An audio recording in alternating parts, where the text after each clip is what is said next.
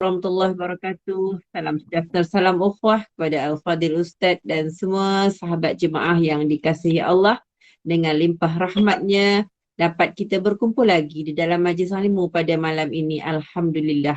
Kuliah kita malam ini diadakan melalui saluran Google Meet di bawah anjuran Gema Nur Iman, di bawah pimpinan Yang Berhormat Puan Pengurusi Puan Rosniati binti Mansur dan seluruh AJK Gema Nur Iman.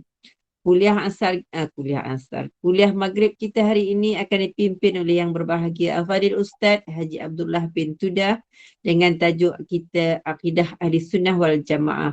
Bagi menambahkan keberkatan majlis, mohon ihsan Ustaz untuk memimpin bacaan umul kitab Al-Fatihah dan pahalanya kita hadiahkan kepada baginda Rasulullah sallallahu alaihi wasallam, keluarganya dan para sahabatnya, para anbiya, para solehin, alim ulama, guru-guru kita, ibu bapa kita, keluarga kita dan semua muslimin dan muslimat sama ada yang masih hidup ataupun telah kembali ke rahmatullah. Al-Fatihah. A'udzu billahi minasyaitonir rajim. Bismillahirrahmanirrahim. Alhamdulillahi rabbil alamin. Ar-Rahmanir Rahim. Maliki yaumiddin. Iyyaka na'budu wa iyyaka nasta'in. Ihdinas siratal mustaqim.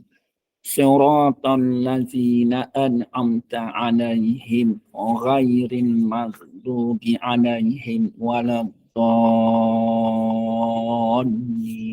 Amin. Amin amin ya rabbal alamin. Bagi meneruskan majlis, saya dengan ini menyerahkan majlis ini kepada Al-Fadhil Ustaz dengan penuh takzim. Dipersilakan Ustaz. Bismillahirrahmanirrahim. Alhamdulillah. Alhamdulillah nahmaduhu wa nasta'inuhu wa nastaghfiruhu. Wa na'udzu billahi min sururi anfusina wa min sayyiati a'malina may yahdihillahu fala mudilla lahu fala hadiyalah. Ashhadu an la ilaha illallah wahdahu la syarikalah wa ashhadu anna Muhammadan abduhu wa rasuluh. Arsalahu bil huda wa dinil haqqi liyusirahu ala dini kullihi walau karihal musyrikun. Rabbi shrah li sadri wa yassir li amri wahlul 'uqdatam min lisani yafqahu qawli. Alhamdulillah. Pertama-tama kita bersyukur kehadrat Allah Subhanahu Wa Taala. Izinnya juga dapat kita bersama-sama duduk dalam majlis ilmu. Mudah-mudahan Allah Subhanahu Wa Taala mengurniakan kita nikmat iman dan amal. Salam selawat, salam kebesaran ke atas junjungan Nabi besar Muhammad sallallahu alaihi wasallam serta kaum keluarganya, para sahabat dan juga pada kaum muslimin dan muslimat, khususnya kepada kedua ibu bapa kita. InsyaAllah pada malam ini kita sambung pada kelas pengajian kita dalam kitab Akidah Ahli Sunnah wal Jamaah. Akidah Ahli Sunnah wal Jamaah pada muka surat yang ke-104. 104 dan catatan saya ni lah. Yang mana pelajaran kita berhubung tentang para nabi dan juga rasul, yakni dalil Allah Ta'ala utuskan para nabi dan juga rasul daripada ayat-ayat Al-Quran yang tertera di dalam kitab tersebut. Dan juga di dalam kitab ini juga menjelaskan Allah Subhanahu Wa Taala mengutuskan kepada para rasul yang ini mengajar, mengingat dan juga membimbing kepada kita supaya mentauhidkan Allah Subhanahu Wa Taala.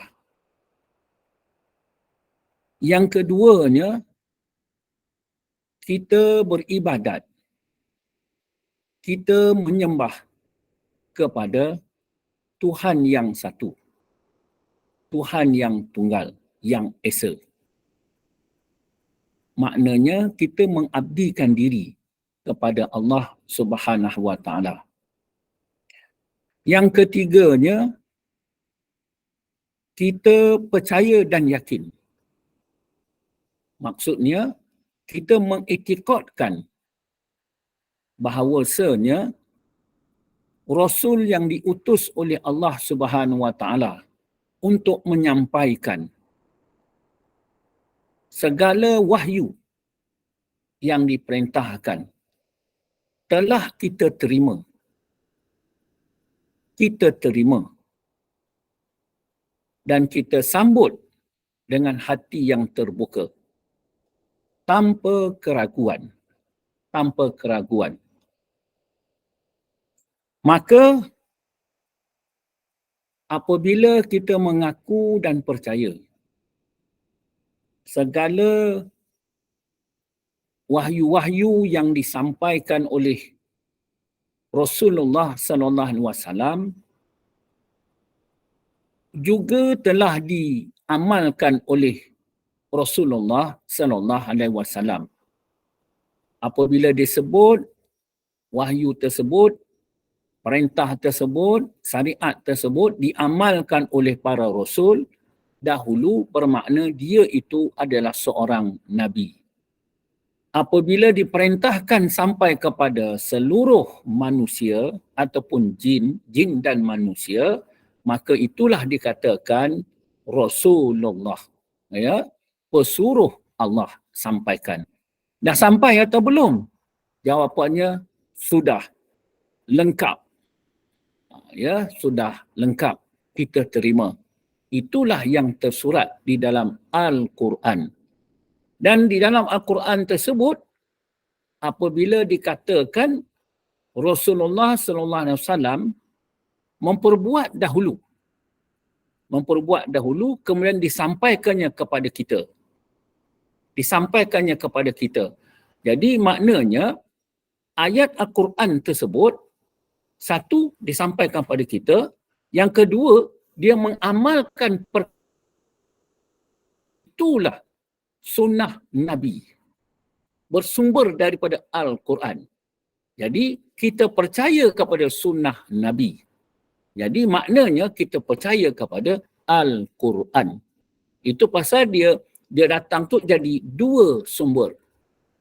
Kemudian apabila dah jadi sunnah Nabi dan juga ayat Al-Quran, maksudnya ayat Al-Quran itu telah diterjemahkan oleh baginda Rasulullah SAW di dalam hidup dan penghidupan dia. Jadi dia dah merasa dahulu. Itu yang disampaikan kepada kita. Jadi tak ada keraguan pun. Makna 100% cakap baginda Rasulullah SAW itu, perbuatan baginda Rasulullah SAW itu adalah 100% Al-Quran. Apabila dah berlaku dua perkara tersebut, barulah dikata ulama suratul anbiya. Jadi ulama tu pewaris Nabi. Jadi Al-Quran dan As-Sunnah ni, maknanya ulama pula yang telah mengkaji selidik perkara tersebut. Mengkaji selidik akan perkara tersebut. Kemudian disampaikannya pula kepada kita. Jadi kita berdasarkan cakap Nabi ikut ulama tadi. Ulama yang macam mana? Ulama yang membawa tentang dua perkara tersebut. Al-Quran dan juga As-Sunnah. Jadi yang bawa ni ada yang berkitab seperti mana depan kita. Ada yang juga di dalam sarah guru. Itu yang katakan tadi, pendek kata benda tu kita ada wasilah sampailah kepada baginda Rasulullah sallallahu alaihi wasallam. Jadi tak boleh kita tinggalkan ulama. Tak boleh. Sebab itu sunnah Rasulullah SAW. Jadi benda tu telah diperbuat oleh baginda Rasulullah sallallahu alaihi wasallam. Itulah akidah Ahlussunnah wal Jamaah. Ya, kepada berguru dan guru. Baik. Dalam ayat yang di atas kita lihat, saya bacakan dahulu pasal maksudnya satu. Maksud saya apa? Dia merupakan dalil wujudnya Rasul, Nabi. Kemudian dalil kerja-kerja Rasul dan Nabi. Kalau dilihat pada buku surat 104, 105 ni dan sebaliknya, itu jugalah. Jadi, minta semua-semua dengar dengan penuh takzim, tawaduk dan sebagainya. Kemudian barulah saya sarahkan perkara tersebut. Kepentingan di dalam ayat-ayat tersebut. A'udzubillahi minasyaitonir rajim. Wa ma arsalna min qablika min rusulin illa nuhi ilaihi annahu la ilaha illa ana, yang bermaksud, dan kami tidak mengutuskan sebelummu, kata Allah Ta'ala, wahai Muhammad, seorang Rasul pun melainkan kami mewahyukan kepadanya. Jadi sebelum Nabi Muhammad SAW, dia kata, Allah Ta'ala kata, dia kata, ialah Allah Ta'ala wahyukan kepadanya, kepada Rasul sebelum Nabi Muhammad SAW. Apa dia? Bahawa sesungguhnya tiada Tuhan. Dalam tu dia kata, la ilaha illa ana. Dia kata, tiada Tuhan melainkan aku. Jadi apabila dikatakan tiada Tuhan, yang bermaksud tiada Tuhan yang berhak disembah melainkan aku. Oleh itu beribadatlah kamu kepada aku. Itu dikatakan itu sebelum Nabi Muhammad sallallahu alaihi wasallam, waktu yang diberatkan oleh Allah Subhanahu Wa Taala, sampailah kepada baginda Rasulullah SAW, iaitu kalimah tauhid tersebut. Itu maksud dia. Maknanya samalah. Kalau dikatakan Nabi itu 124,000 orang dan dikatakan yang jadi Rasul 313 orang, yang wajib diketahui 25 orang, maknanya itu kalimah dikatakan la ilaha illa ana. Sama, sampailah. Sampai yang kita terima sekarang ni. Itu maksud dia. Ya, sama. Jadi menandakan, menunjukkan kalimah tauhid tersebut, la ilaha illa ana, ya, tapi kenapa la ilaha illallah? Itu cerita lain. La ilaha illa ana itu merupakan perkara yang penting. Dah pasti menunjukkan, menandakan yang wujud itu semata-mata ataupun sesungguhnya hanya Allah Subhanahu Wa Taala sahaja. Jadi, dan Allah Ta'ala perintah supaya menyembah dia. Maknanya tak ada yang lain. Kita sembah dia. Ada pada dulu, sampailah. Jadi kalau para Nabi, itulah perbuatan dia. Segala amal ibadat dia, itu akidah dia. Sekarang sampai pada kita, akidah kita. Itu kata akidah kita tu, kepercayaan, keyakinan kita. Ya, dia kata itu. Oleh itu beribadatlah kamu kepada aku. Itu umum, ibadat khusus, ibadat umum. Semuanya kita nak sembahkan kepada Allah Subhanahu Wa Taala. Soal kenapa? Sebab yang lain lah tiada. Yang ada tu hanya dia. Dia saja yang wujud. Dia saja yang ada. Jadi itu yang saya jelaskan 2 minggu yang sebelum ini. Berhubung tentang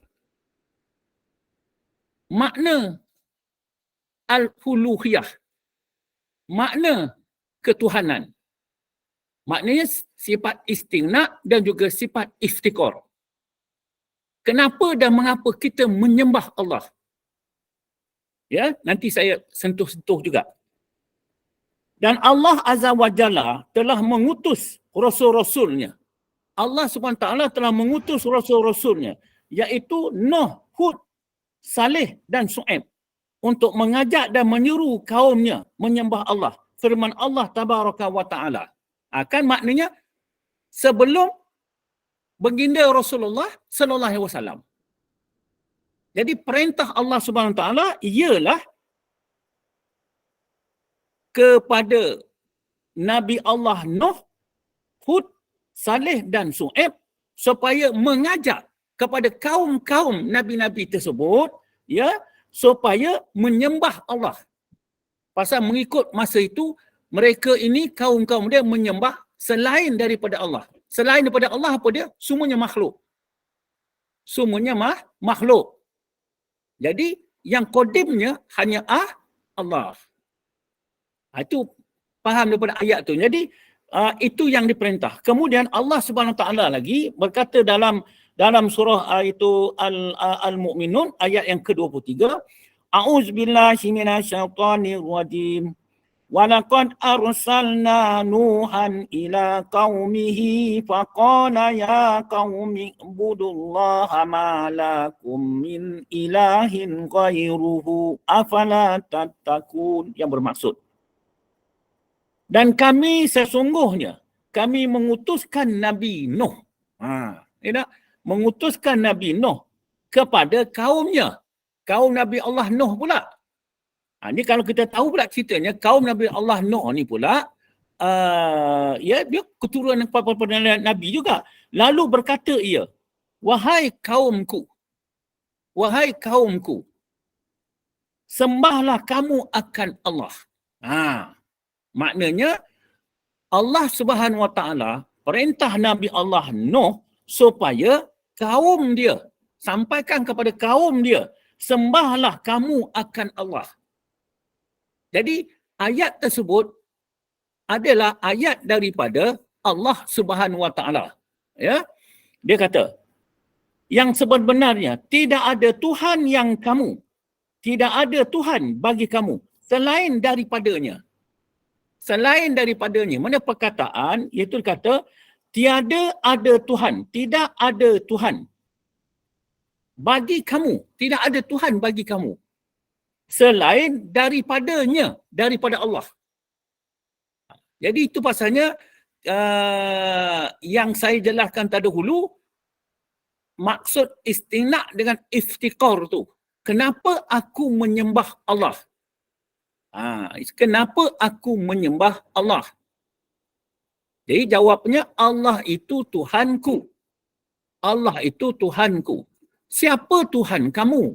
Tuhan aku mempunyai sifat kesempurnaan. Maha suci daripada kekurangan.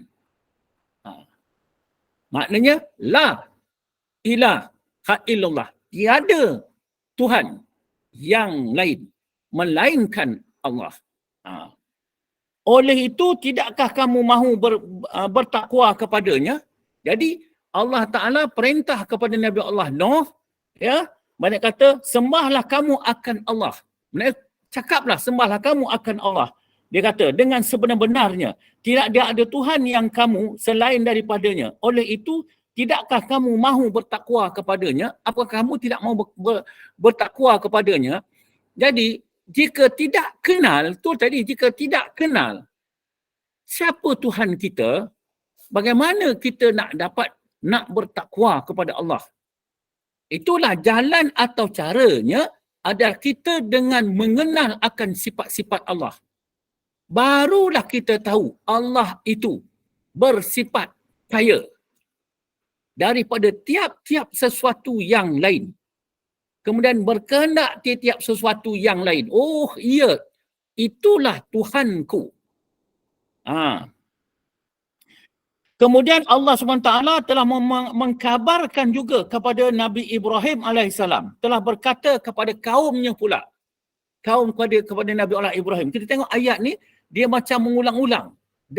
Dengan suruh, dengan menyeru, dengan apa semua, mengatakan mentauhidkan Allah. Ya, katanya, A'udzubillahi minasyaitonir rajim. Inni wajjahtu wajhiya lillazi fataras samawati wal arda hanifan wa ma ana minal musyrikin.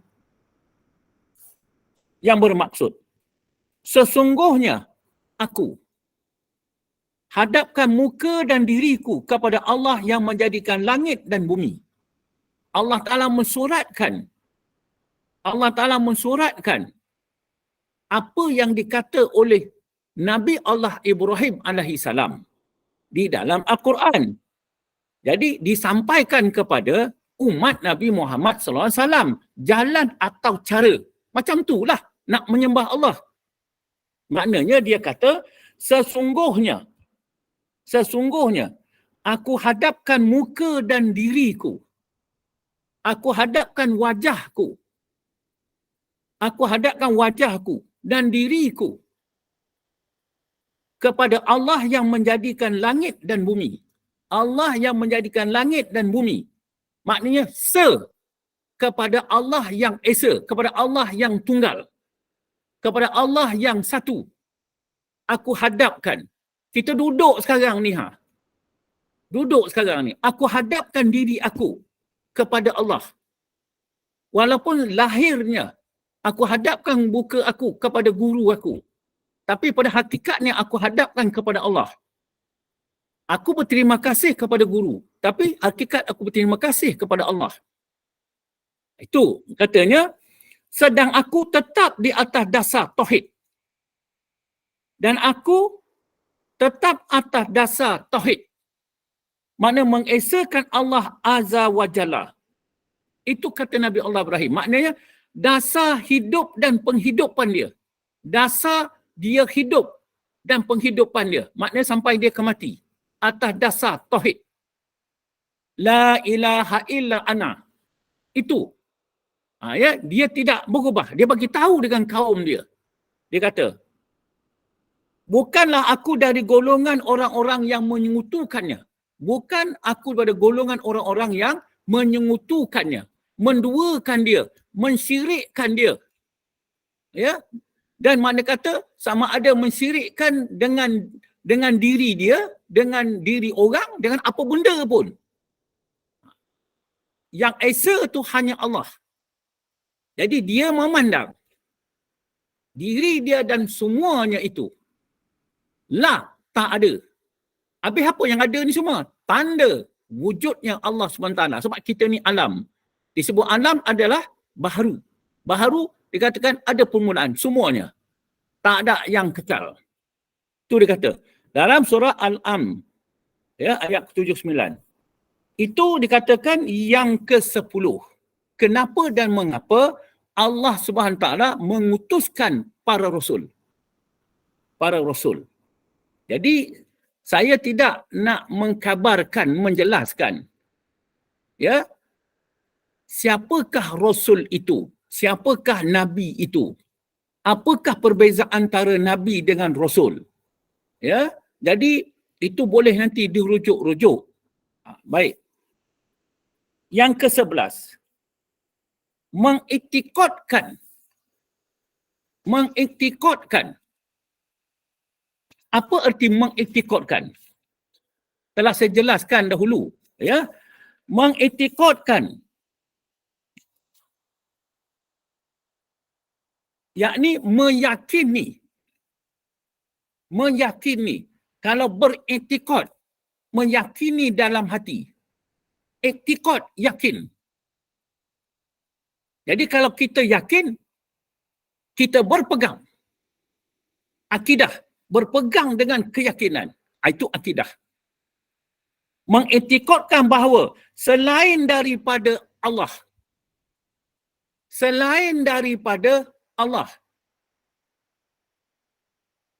tidak dapat mendatangkan manfaat. Tidak dapat mendatangkan manfaat selain daripada Allah. Apa hakikatnya? Maknanya, atau hakikat atau maknanya, hanya Allah Ta'ala saja yang memberi manfaat. Dan tidak dapat juga mendatangkan mudarat. tak dapat juga yang mendatangkan mudarat. Habis, siapa yang mendatangkan mudarat? Allah. Tidak boleh disembah dan juga dipuja selain daripada Allah. Jadi, fahamlah kita sekarang. Yang pertama kita mengiktikadkan, meyakinkan bahawa selain daripada Allah tidak dapat mendatangkan manfaat. Tapi bagaimana hidup kita, penghidupan kita yang mendatangkan manfaat kepada kita pada segi adatnya adalah kita bekerja, kita dapat gaji dan kita dapat membeli barang-barang dapur, dapat memanfaatkan kepada kita. Jadi kita usul balik daripada yang kita makan, sampailah daripada duit, sampailah pada kerja-kerja dan sebagainya. Dan kesemuanya itu dia datang daripada Allah. Dia terbit daripada Allah. Awalnya daripada Allah. Jadi itu katakan tadi, tak mendatangkan manfaat pun nasi yang kita makan. Tak mendatangkan manfaat pun duit yang kita dapat memberi belas, memberi beras dan sebagainya. Tak mendatangkan manfaat pun itu kerja-kerja yang kita buat dapat gaji. Tak mendatangkan manfaat pun orang yang memberi kita kerja dan sebagainya. Hanya yang memberi manfaat hanya Allah. Itu yang kita nampak semua sekali.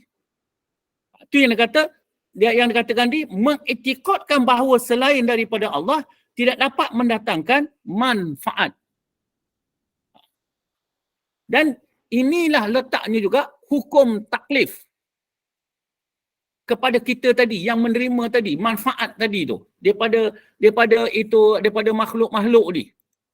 Ya, itu katakan dekat hukum taklif, hukum yang 5 tu. Subhanallah, hilang pula ni.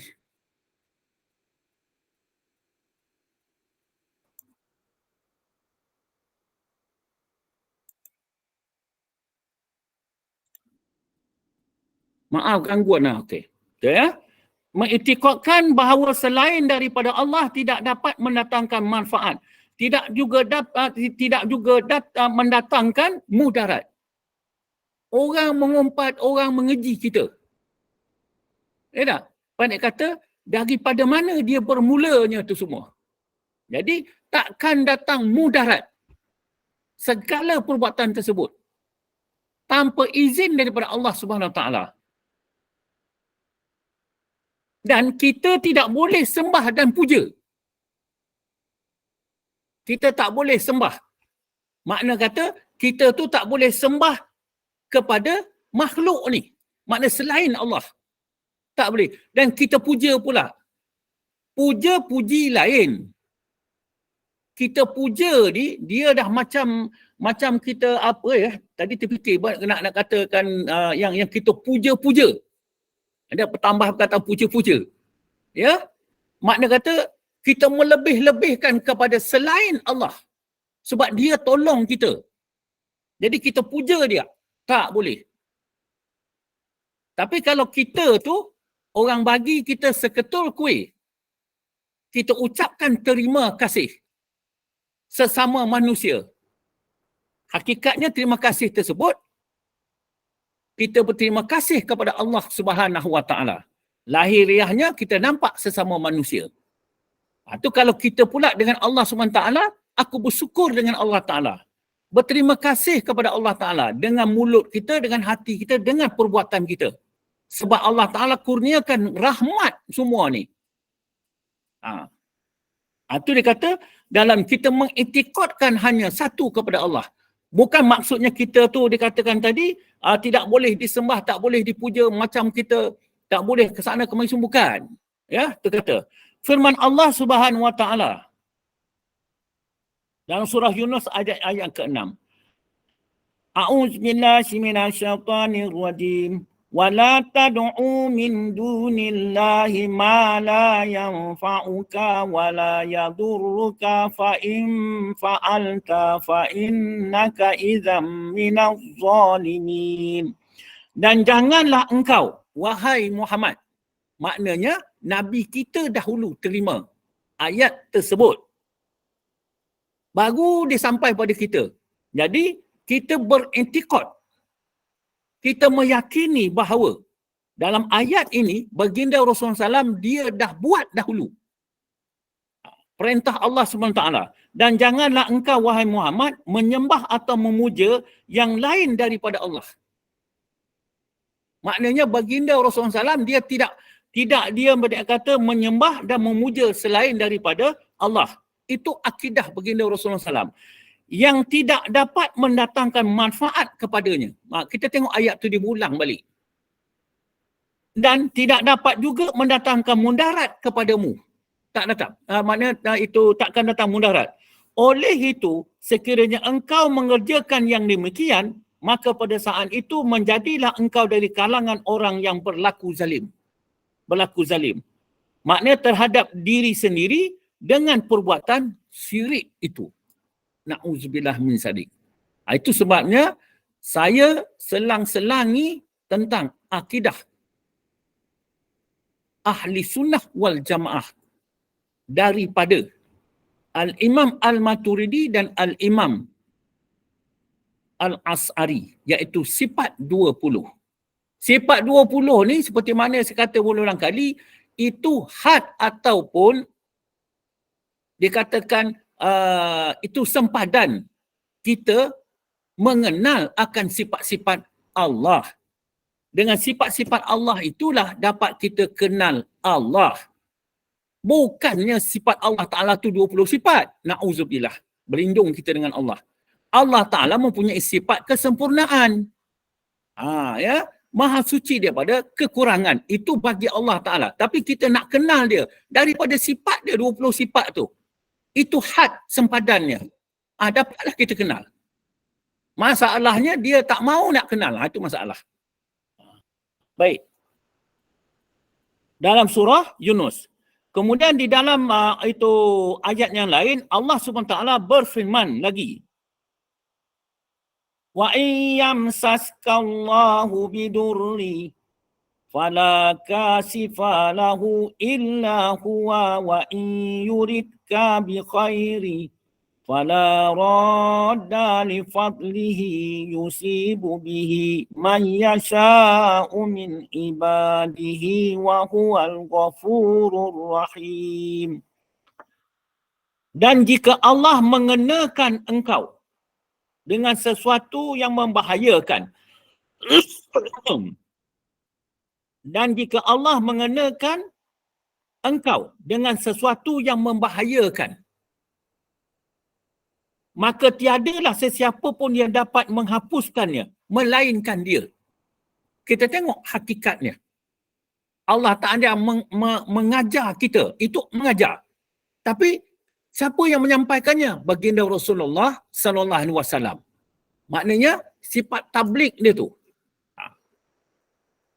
Dia dan jika ia menghendaki engkau beroleh sesuatu kebaikan, maka tiadalah sesiapa pun yang akan dapat menghalanginya, lempah kurnianya. Fahamlah kita sekarang. Apa yang kita faham?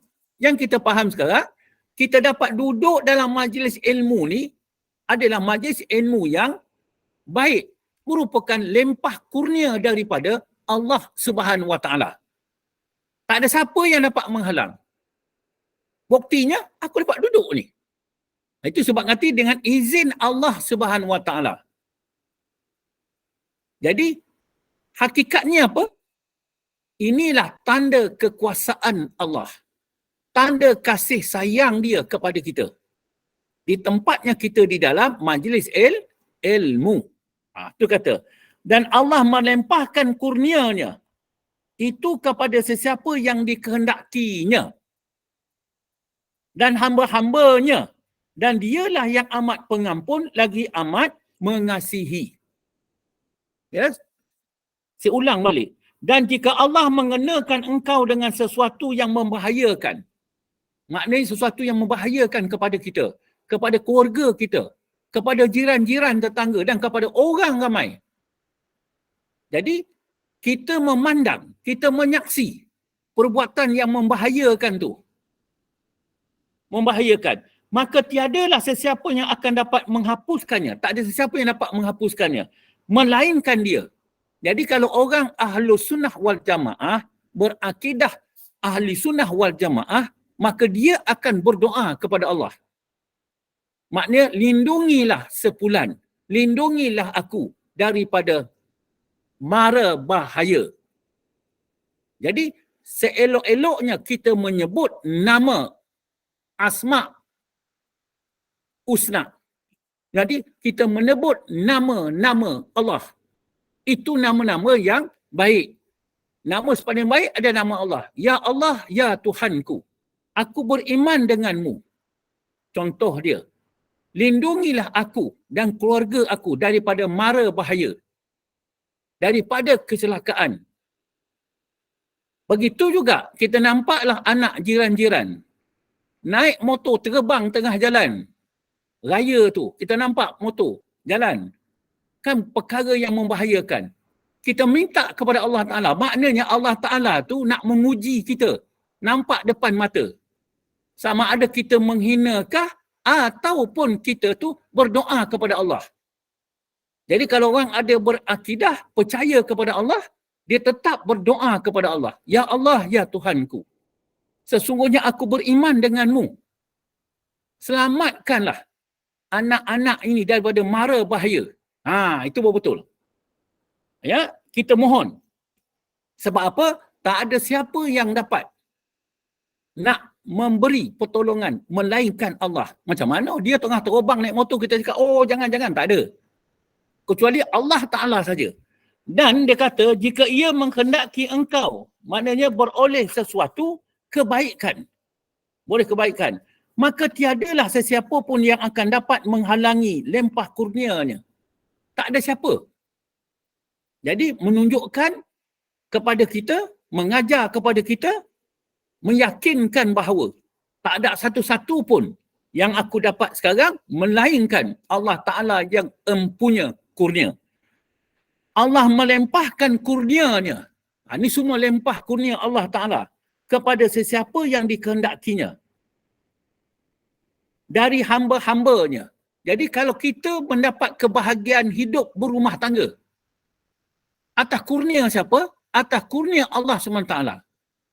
Di antara yang membahagiakan kita, apabila anak berjaya sekarang, baru lepas pada SPM, dapatlah 10A, 8A, 6A, 4A, membahagiakan hati kita. Kurnia Allah Ta'ala. Maknanya kalau kita nak sedik kaji, bermula daripada didikan pengajaran yang kita bagi kepada dia. Supaya rajin bersekolah, rajin baca buku, rajin buat latihan, rajin sebagainya. Tapi pada hakikatnya, daripada Allah. Kurnia Allah Ta'ala. Soalnya, adakah pemandangan kita, penyaksian kita, penyaksian daripada rahmat Allah ataupun daripada kita? Kalau daripada kita, itulah duniawi. Jadilah kita tu pula, makna kata, kita tu mengambil kemasyhuran diri di dunia. Berlindung kita dengan Allah SWT. Dan dialah yang maha pengampun. Minta ampunlah kepada Allah. Dan juga yang amat mengesihani. Itu pengajaran daripada ayat Yunus. Itu ayat yang ke-107. Yang ke-12, mengiktikadkan bahawa Allah tidak mengampuni dosa orang yang menyekutukannya dengan sesuatu. Mengiktikadkan bahawa Allah Ta'ala tidak mengampuni dosa orang-orang yang menyekutukannya. Bayangkan perkara yang menyekutukan. Perkara yang pertama. Dalam dosa-dosa besar yang berlaku 25, ijma' ulama' dah tulis benda tu. Tapi yang nombor 1, itu tak ada keampunan. Menyekutukan. Kita bayangkan yang kedua. Perbuatan makhluk. Menyekutukan Allah Subhanahu Wa Ta'ala. Yang menyekutukan Allah Ta'ala yang dengan berhala, dengan itu semua, itu jelas terang. Tapi menyekutukan Allah Ta'ala dengan perbuatan yang 72 etikot. Itu semua menyekutukan Allah Subhanahu Wa Ta'ala. Itu pasal dijanjikan neraka. Na'udzubillah. Itu yang kita risau, yang kita takut. Itu pasalnya merupakan asas dalam hidup dan penghidupan kita ada dengan ilmu tauhid. Menjadi fardu ain, wajib. Alhamdulillah Allah Ta'ala tempatkan kita. Mengiktikadkan, meyakini bahawa Allah Ta'ala tak mengampuni dosa-dosa yang menyengutukan dia. Tak mengampuni dosa-dosa yang menyengutukan dia. Berdasarkan daripada ayat Al-Quran. A'udzubillahi minasyaitanirrajim. Innallaha la ya'firu an yusraka bihi wa ya'firu ma duna dzalika liman yasha'u wa man yusyrik billahi faqad dhalla dhalalan ba'ida, yang bermaksud dalam surah An-Nisa ayat 116. Sesungguhnya Allah tidak akan mengampunkan dosa orang yang menyekutukannya dengan sesuatu. Apa jua pun. Habis. Jadi, yang tunggalnya dia. Yang adanya dia. Yang satunya dia.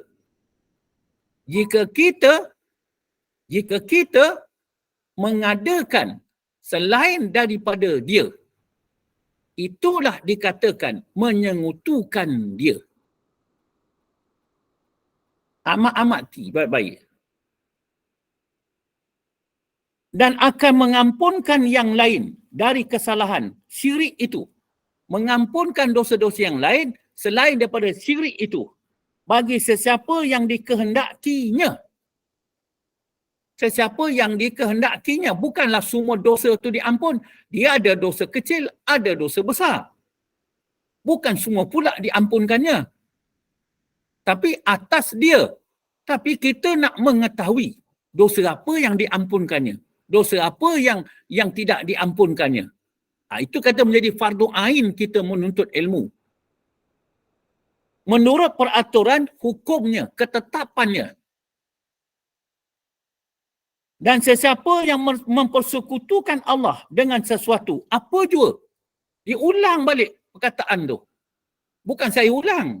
Saya mengulang perkataan wahyu Allah Subhanahu Wa Taala. Menunjukkan benda tu tegas. Maka sesungguhnya, ia telah sesat. Dengan sesesat yang sejauh-jauhnya. Itulah orang sesat. Apabila dia menyekutukan sesuatu selain daripada Allah Subhanahu Wa Taala. Habis bagaimana cara dan jalannya untuk kita tu tidak menyekutukan Allah Subhanahu Wa Taala. Kembali balik kepada tauhid kita. La ilaha illallah. Tiada Tuhan melainkan Allah. Sebab Allah itulah tempat kita bergantung. Allah itulah tempat kita bermunajat. Allah itulah tempat kita menyembah. Allah itulah tempat kita sebagai-bagai. Dan Allah itu yang menghidup. Allah Ta'ala itu yang mematikan. Satu. Dan kita pula yakin percaya dengan kita tak ada daya dan upaya untuk nak menolak keburukan ataupun membuat kebaikan, melainkan daya upaya Allah Subhanahu Wa Taala. Jadi, fahamnya, contohnya, apabila dipanggil berbuat baik, contohnya sembahyang, hayya 'alal solah, hayya 'alal falah. Marilah bersembahyang, marilah menuju kejayaan. Wajib kita jawab, Barang siapa tak jawab, besok dia ambil timah melegak tu besok, dalam neraka tu, dia sendiri, ada tuangnya telinga kanan, keluar telinga kiri. Itu orang yang tak jawab azan. Tu tuang pula telinga kiri, keluarlah telinga kanan. Jadi kita jawab, la haula wala quwata illa billahil aliyyil azim. Jadi kita bangun nak bersolat tu, bukan daya upaya aku lagi. Itu maknanya akidah, kepercayaan, keyakinan. Ada daya upaya Allah Ta'ala. Jadi aku duduk sekarang, adalah kita duduk tu dengan daya upaya Allah SWT. Daripada daya upaya Allah Ta'ala itu, maka terzahirlah perbuatan keyakinan yang maujud dalam hati itu. Yang maujud dalam hati itu, maka dia terzahir keluar. Perbuatan. Inilah perbuatan Allah Ta'ala. Lahiriah nampak perbuatan aku, tetapi pada hakikatnya adalah perbuatan Allah Subhanahu Wa Ta'ala. Yang ke-13, mengiktikadkan, meyakini bahawa Allah Subhanahu Wa Ta'ala bersifat dengan sifat-sifat kesempurnaan. Habis. Allah Subhanahu Wa Ta'ala bersifat dengan sifat kesempurnaan dan suci dari sifat kekurangan. Itu kita membicarakan tentang zat Allah Ta'ala. Kita membicarakan zat Allah Ta'ala yang mempunyai sifat kesempurnaan, maha suci daripada kekurangan.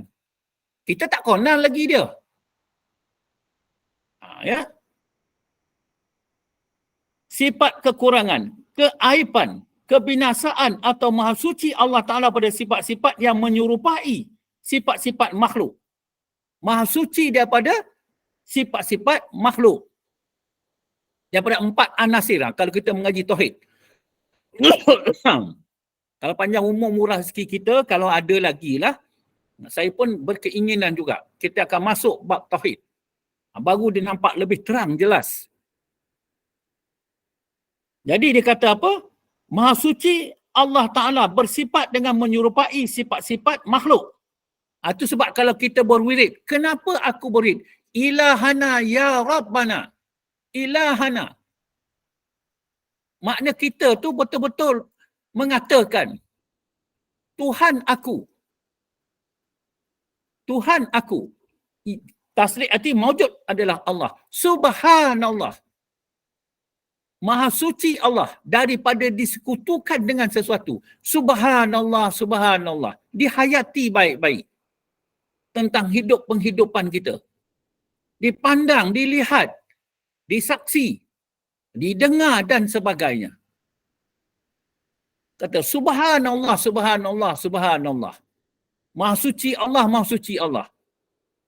Bukan sekadar sekali kita ucap subhanallah, 3 pokok kurma di dalam surga. Itu fadilat amal. Macam tu tak sudah tuan-tuan. Beramal macam tu. Sekali kita subhana rabbiyal azimi wa bihamdi, 1 pokok kurma. Yang pokok kurma tu pula tidak terbayang macam manalah agak pokoknya, macam manalah buahnya, yang tidak terfikir, yang tidak terhitu. Wah, sudah. Itu kelebihan amal supaya kita berbuat amal. Yang kita nak fikirkan tauhid kita tu begitu punya besar.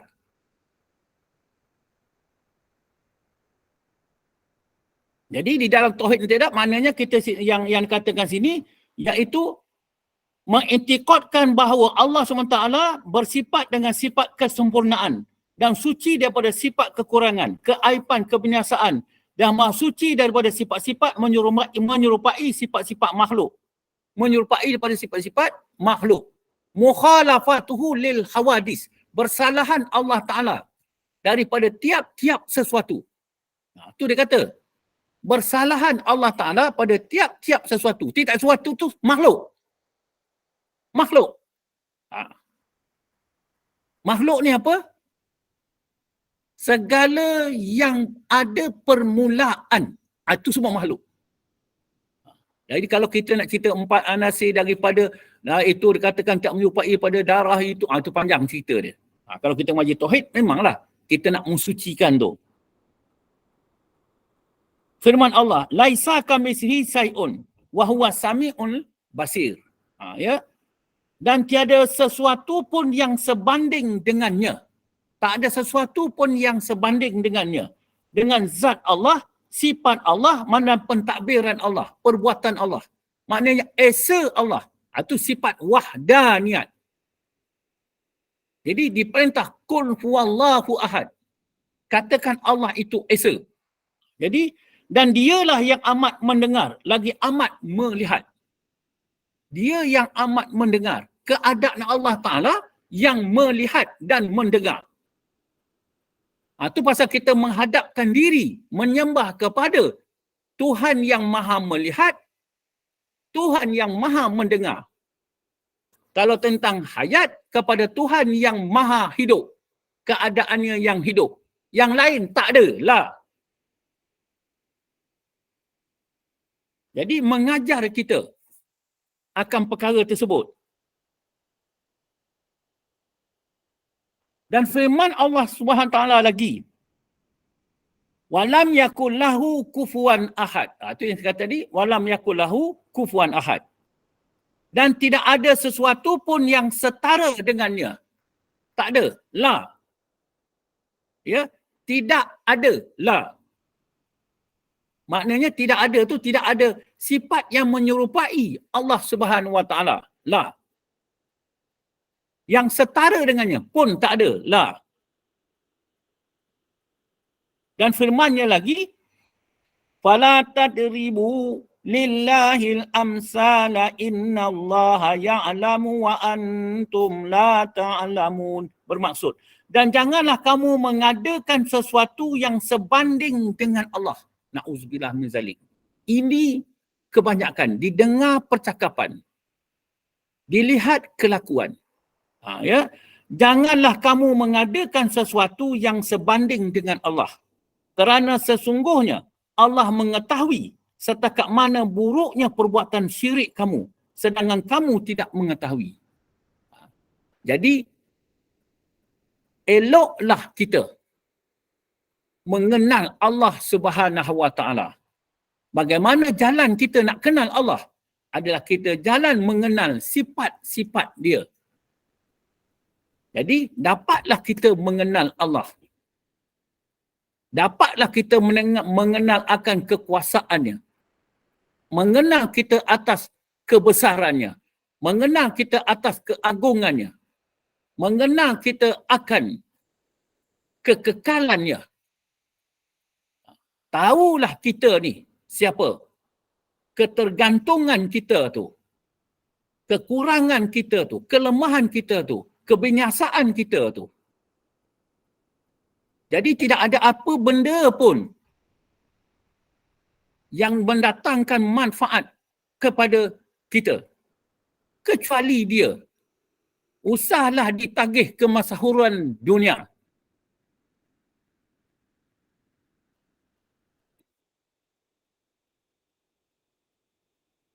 Ke-14.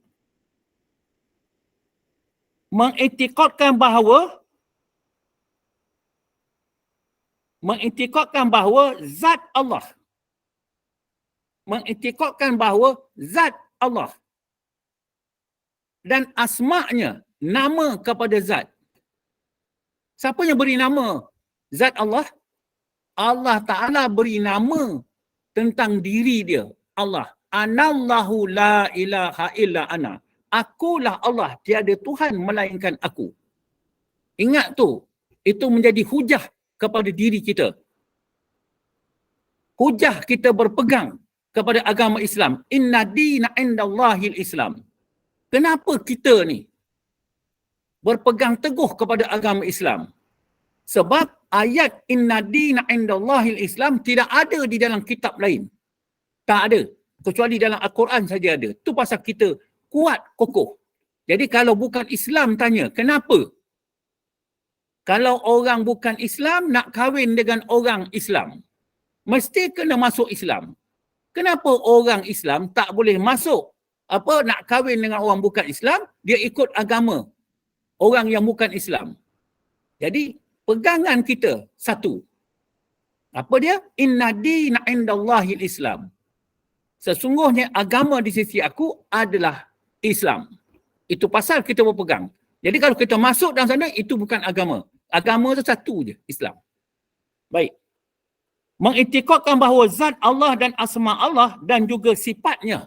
Mengiktikadkan, meyakinkan yang disebut di dalam Al-Quran dan juga As-Sunnah Rasulullah SAW tidak boleh dikurangi. Tidak boleh ditambah. Tak boleh ditukar. Tak boleh diganti. Tak boleh dinafikan. Tak boleh diingkari. Kerana zat Allah Ta'ala dan sifatnya Qadim. Qadim. Kalau disebut Qadim, maknanya tidak ada permulaan. Kalau disebut Qidam, dia sedia. Dia sedia. Sedia ada. Jadi maknanya Qadim. Kalau Qadim, dia tak ada permulaan. Azali. Tidak bersamaan dengan sifat makhluk yang kudus atau yang baharu. Tak sama. Apa yang tak sama tadi? Makna kata tentang zatnya, tentang asma'nya, tentang isifatnya. Ya, yang telah disuratkan dalam Al-Quran dan juga As-Sunnah. Tidak boleh kita kurangi, tidak boleh ditambah, tak boleh ditukar, ganti, dinafikan, diingkari. Kerana zat Allah dan sifatnya Qadim. Itu pasal kita tu nak kenallah Allah Subhanahu Wa Taala. Qadim tidak bersamaan dengan sifat makhluk yang kudus, yang baharu. Firman Allah Ta'ala, laisa kamitslihi syai'un. Makna dia saja. An-Wasiti telah mentafsirkan firman Allah Ta'ala ini di dalam tafsir Al-Qurtubi. Laisa kadzatihi zatun wala kasmihi ismun wala kafi'lihi fi'lun wala kasifatihi sifatun illa min jihati muwafaqitis lafzil wajalutil zatin qudimatu an yakuna laha sifatun hadisatun kamastahala an yakuna lizzatil muhaddisi sifatun qadimatun wa hadha kulluhu mashaba ahlil haqqi wa sunnati wan jamaah. Yang bermaksud tafsir pada Al-Qurtubi, tidak ada seperti zat Allah sesuatu zat, ya, zat ataupun dikatakan tubuh ataupun dikatakan tokolan-tokolan ataupun bentuk-bentuk. Tidak ada seperti zat sesuatu zat. Katalah tokolan berupa manusia lah kata dan sebagainya. Tak. Dan tidak ada seperti nama Allah. Suatu nama. Tak ada lah. Dan tidak ada seperti perbuatan Allah. Sesuatu perbuatan. Nah, jadi kita dah faham lah pun. Telah dijelaskan. Maknanya, ya tak? Kita faham. Faham kita apa? Dan kita yakin pula. Allah Ta'ala yang menjadikan kita. Wallahu khalaqakum wa ma ta'malun. Dan sungguhnya Allah Ta'ala yang menjadi dan mencipta kita. Maknanya tak ada lah yang selain dia, melainkan dia yang menjadi kita. Dan tidak ada seperti sifat Allah, suatu sifat. Tak ada lah. Kecuali bersamaan sebutannya sahaja. Nama sebut ya. Kalau aku tak buat kerja ni, tak jadi. Makna kuasa kita. Nama saja. Tapi diusul balik. Adatnya saja. Hakikatnya adalah kuasa Allah Subhanahu Wa Taala. Dan Maha Suci Zat yang Qadim. Baginya, yang Qadim, ada baginya sifat baharu. Sebagaimana mustahil ada bagi zat makhluk yang baharu. Dan sifat Allah yang Qadim. Semuanya ini adalah mengikut iktiqad ahlul haq dan ahli sunnah wal jamaah. Inilah dia. Ya. Baik. Syekh Qutb telah mentafsirkan firman Allah Ta'ala di dalam tafsir fi zilal Al-Quran. Wal fitratu tu'manu bihadza badahatan fa khaliqul asya la tumasiluhu zihil asya'u lati hiya min khilqih. Bermaksud, kejadian sesuatu perkara itu dapat diketahui dengan perasaan atau pengetahuan batin.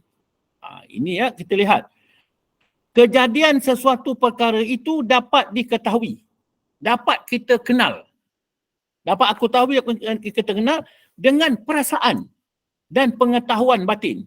Maka Allah yang mencipta sesuatu perkara itu tidak menyerupai sesuatu perkara yang diciptanya. Jadi, insya-Allah,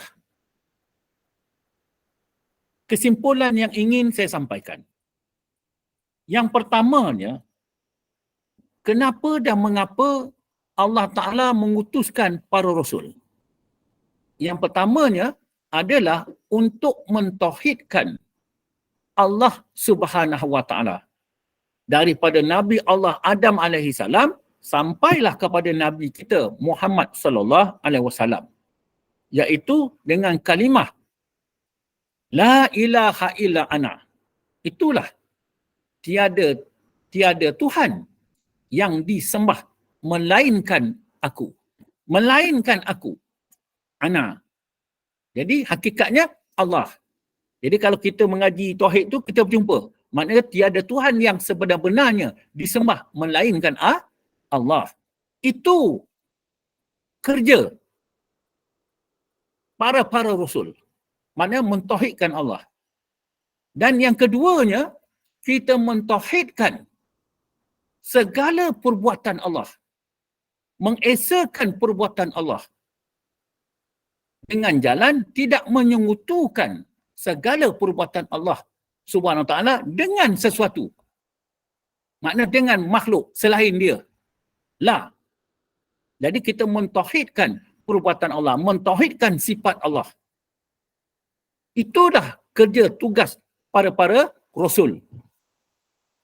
Selain daripada tugas-tugas yang lain. Jadi insya-Allah kita memakan masa lebih daripada 10 minit akan perkara tersebut. Saya nak berhenti pada tajuk tersebut.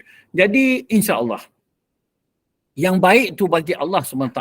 Jika dia dapat kekurangan itu daripada kelemahan saya sini, wallahu a'lam, wabillahi taufiq wal hidayah. Assalamualaikum warahmatullahi wabarakatuh. Assalamualaikum warahmatullahi wabarakatuh. Alhamdulillah. Syukur pada Allah, kuliah maghrib kita berjalan lancar dengan kita ahli sunnah wal jamaah. Allah telah mengutuskan rasul-rasul untuk mengajak kita menyembah Allah. Kita kena meyakini hanya Allah yang boleh mendatangkan manfaat dan juga mudarat. Dan janganlah menyembah selain daripada Allah. Syukur kita masih menjadi pilihan Allah untuk duduk dalam majlis ilmu malam ini. Moga semua ilmu yang disampaikan Ustaz memberi manfaat yang berguna untuk menambah kekuatan iman dan istiqamah dalam cari ilmu untuk mengenal Allah. Terima kasih Ustaz, terima kasih semua jemaah. Saya mewakili Gemah Nur Iman, mohon maaf andai ada sebarang kekurangan dalam majlis kita ini. Sekali yang baik itu adalah daripada Allah dan yang buruk itu adalah daripada kekurangan kami sendiri. Bagi menutup majlis, mohon Ustaz bacakan doa penutup, tasbih kafarah dan soal as, dan saya sudahi dengan wabillahi taufiq wal hidayah. Wassalamualaikum warahmatullahi wabarakatuh. Silakan Ustaz. Bismillahirrahmanirrahim. Alhamdulillahirabbil alamin. Wassalatu wassalamu asyrafil anbiya wal mursalin wa ala alihi washabihi ajmain.